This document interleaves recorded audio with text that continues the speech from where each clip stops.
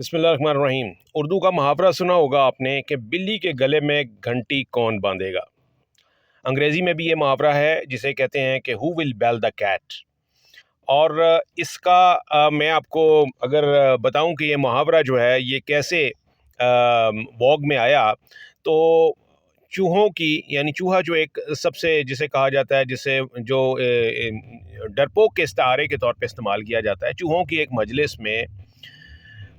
یہ concern show کیا گیا کہ یہ جو بلی ہے یہ ہماری جان کی دشمن ہے،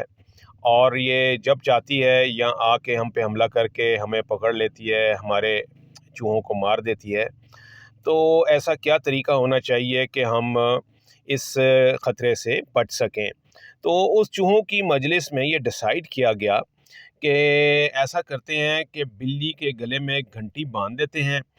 جیسے ہی بلی آنے لگے گی، ہمارے قریب پہنچے گی، اس گھنٹی کی آواز سے ہمیں پتہ چل جائے گا کہ بلی آ رہی ہے، اور ہم جو ہے وہ چھپ جائیں گے اور اپنی جان بچا لیں گے۔ سب کو یہ آئیڈیا پسند آیا۔ اس چوہوں کی مجلس میں یہ چیز جو تھی، یہ آئیڈیا اپروو ہو گیا کہ جی اب یہی کرنا ہے کہ ہم نے بلی کے گلے میں گھنٹی باندھ دینی ہے۔ تو یہ اس مسئلے کا حل نکل آیا، سب نے اس پہ اوپر اتفاق کیا۔ اب اگلا جو مرحلہ تھا وہ امپلیمنٹیشن کا تھا۔ چوہوں کی مجلس میں جو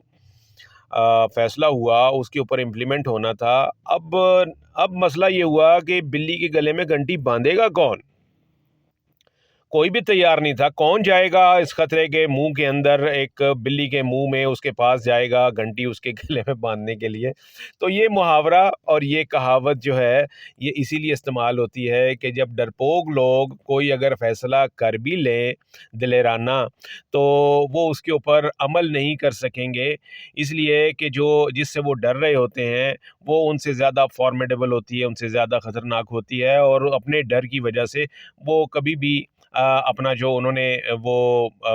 جو ایک پلان بنایا ہوا ہوتا ہے، جو سد باب کیا ہوا ہوتا ہے، وہ اس میں کامیاب نہیں ہوتے۔ اس ایڈیم کی، اس محاورے کی میں مثال اس لیے یہاں پر کوٹ کر رہا ہوں کہ اس وقت ہماری یہ اس وقت ایک معاملہ جو چل رہا ہے، اسلام آباد ہائی کورٹ کے 6 ججز نے جو کمپلینٹ کی تھی کہ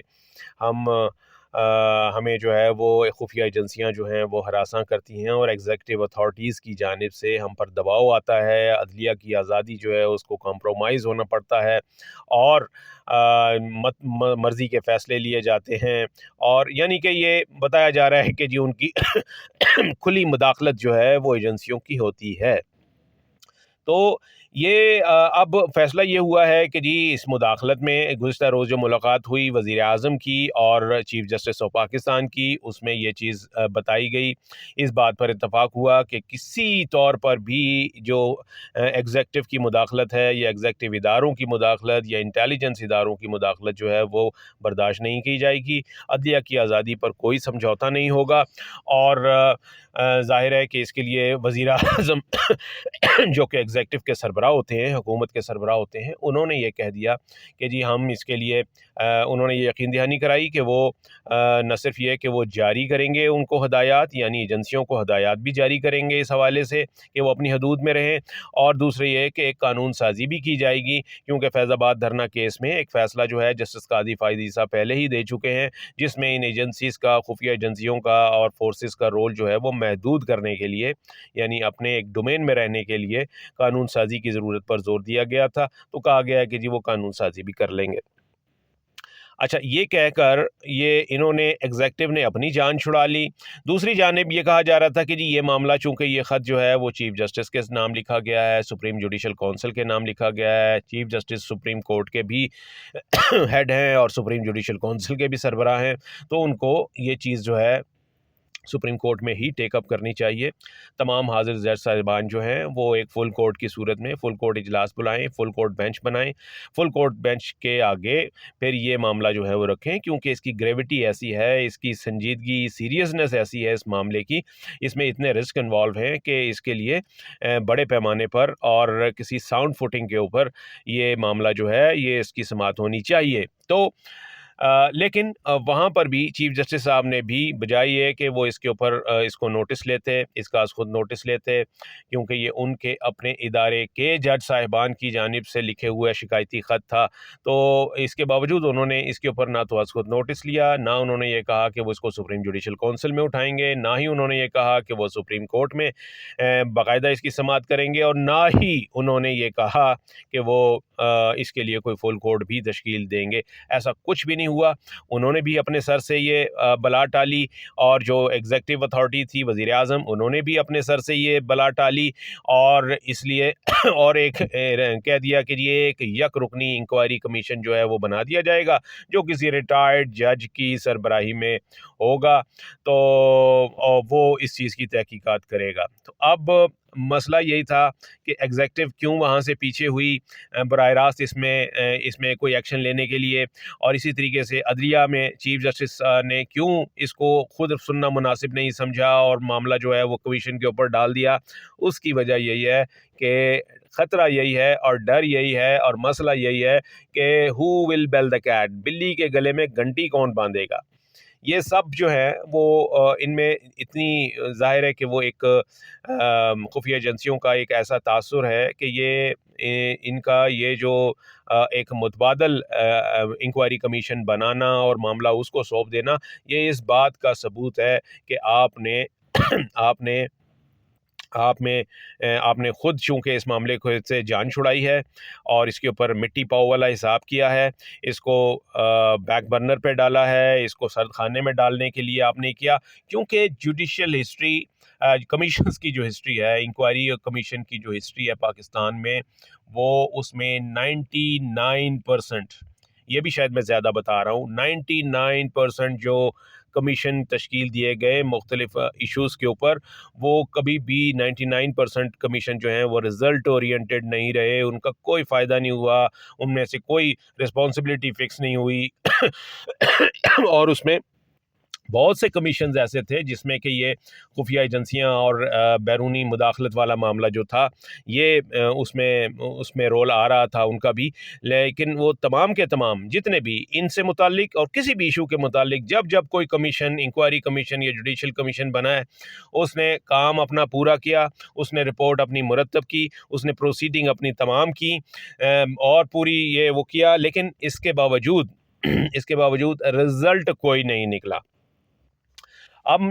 آپ کو یاد ہوگا تاریخ میں کہ حمود الرحمان کمیشن، جو کہ سقوط ڈھاکہ کے اوپر کمیشن بنایا گیا تھا، اور اس وقت کے چیف جسٹس جو تھے وہ اس کے سربراہ تھے، انہوں نے حمود الرحمان کمیشن انہوں نے اس کی سربراہی کی تھی، اور ایک ضخیم رپورٹ جو تھی وہ مرتب کی گئی پہلے، جس میں کہ اسباب و واقعات تھے کہ یہ پاکستان کیوں ٹوٹا، سقوط ڈھاکہ کیوں ہوا۔ اس رپورٹ کو چھپا لیا گیا، پہلے اس کو کلاسیفائڈ کر دیا گیا، یہ رپورٹ چھپا لی گئی، اور اس کمیشن کا فائدہ کیا؟ اگر آپ عوام کو یہ نہ بتا سکیں کہ جی وہ کیا واقعات تھے اور وہ کیا وجوہات تھیں، ورنہ تو کمیشن بنانے کی ضرورت نہیں ہے۔ اگر آپ نے سچ کو آپ نے سچ مرتب کرنا ہے، سچ کو آپ نے وہ ڈھونڈنا ہے، اور اس کے بعد ڈھونڈنے کے بعد اس کو آپ نے کتاب میں محفوظ کرنا ہے، اور اس کے بعد اس کو چھپا دینا ہے، تو ایسے سچ کو ڈھونڈنے کا کیا فائدہ؟ ایبٹ آباد کمیشن جی، جہاں پر وہ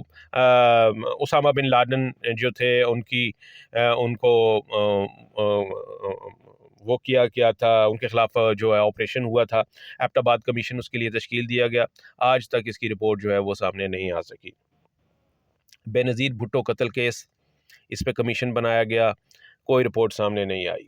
مرتضیٰ بھٹو قتل کیس، انکوائری کمیشن بنایا گیا، کوئی رپورٹ نہیں سامنے آ سکی، اور کوئی جو ہے کسی کے خلاف کوئی کارروائی نہیں ہوئی۔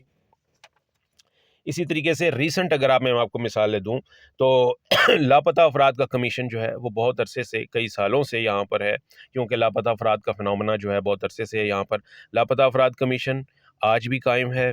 آج بھی، اور ایک پیسے کی ڈیولپمنٹ جو ہے وہ وہاں پر نہیں ہے۔ یعنی ہم یہ کہیں کہ جی ہاں اس کمیشن نے بہت کام کیا، کوئی کام نہیں کیا۔ کمیشن بنا ہوا ہے، وہاں پر موجود ہے، اس کے سربراہ جو ہے اور ان کا جو اسٹاف ہے وہ اپنی تنخواہیں وصول کر رہا ہے، اور کوئی اس کا فائدہ نہیں ہے۔ اس سے پہلے ماضی میں آپ کو یاد ہوگا ایک میمو کمیشن بنا تھا، ایک وہ میمو پاکستان پیپلز پارٹی کے دور میں ہوا تھا کہ جی میمو کمیشن، جس میں حسین حقانی جو تھے وہ پرائم ایکیوزڈ کیے گئے تھے. کوئی اس میں رپورٹ آ گئی تھی، اس کی تمام ہوئی، اور اس کی میمو کمیشن کی سربراہی تو یہ جو موجود چیف جسٹس آف پاکستان ہیں اس وقت، یہ chief justice Balochistan high court تھے، وہ اس میمو کمیشن کے سربراہ تھے. انہوں نے یہ ساری جو ہے اس کی رپورٹ جو ہے وہ مرتب کی تھی، تحقیقات کی تھیں. کوئی اس میں کوئی کسی کو نہ سزا ہوئی، نہ کسی کے اوپر رسپانسبلٹی فکس ہوئی، اور بالکل یعنی بے نتیجہ ثابت رہی. حال ہی میں اگر آپ دیکھیں تو ایک ارشد شریف کمیشن کے اوپر ایک انکوائری کمیشن جو ہے وہ تشکیل دیا تھا، اس کے اوپر انیشل رپورٹ جو ہے وہ آ چکی تھی، اور